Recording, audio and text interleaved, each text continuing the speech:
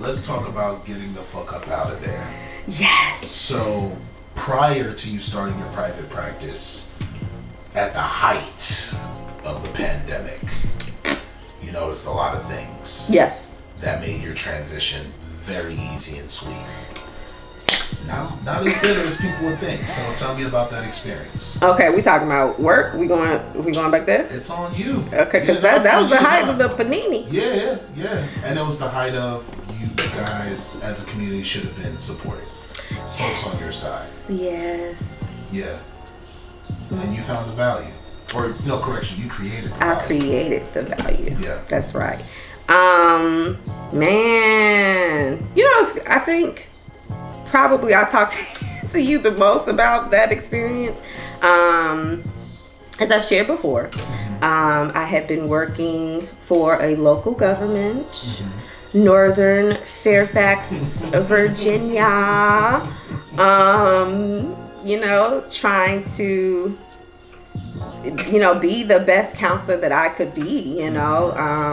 So as I've shared before, I guess that's a Chicagoan in me. I'm a hustler. So, you know, at any given time, I could have like 59, 11 jobs, you know, all at once.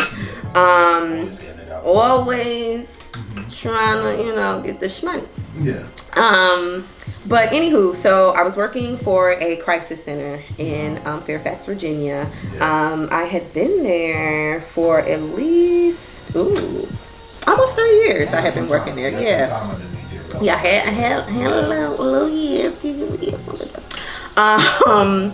And as I shared with you before, I was always a neutral party at my job. I feel like in most spaces, I'm just like, hey, I'm here to do what you tell me to do. You know, not that I keep my head down, but I do what I gotta do, and I'm gonna head out. I mean, being black, we're taught to keep our head down in certain spaces too. Okay. So there's not really a lie there. Yes. Even the best of us. Yes, even the best of us. Even the best of us. But yeah, I think the head down piece was more so because I was doing other tasks for my other jobs while at work. Working whilst at work. So I didn't have time to really get into whatever. You know how it's always drama at work. You know, that just never. There's always something. But anywho, so as I shared with you before, working at this space, it was 12.5 hours. Okay, so that's a lot of time. Yeah, that's way outside the 40. That's a lot of time. Well, we only worked 3 days. Yeah. So that was the perk of it. Okay, so we worked 3 days. Was it 3 days or 4 days? Child, you do the math. But we didn't work the typical 5 days a week, probably 3. I think it was 3.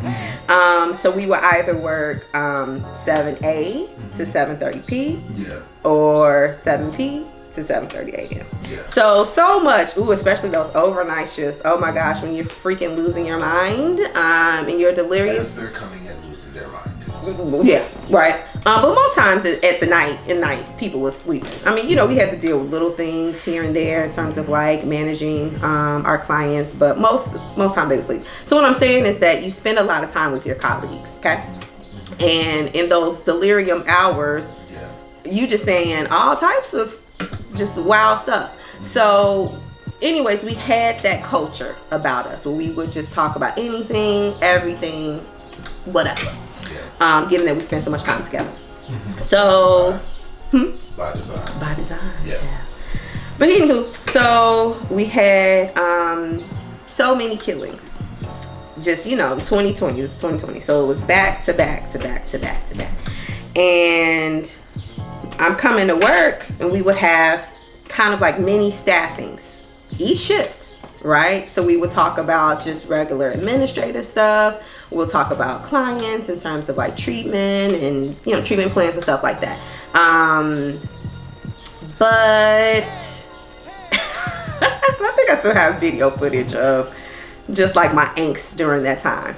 But one morning I just said, so no one's talking about this now. I think even prior to that day, I was asking my other colleagues, black colleagues, like, have they brought this up? Yeah. Has it been talked about? No? Oh, okay.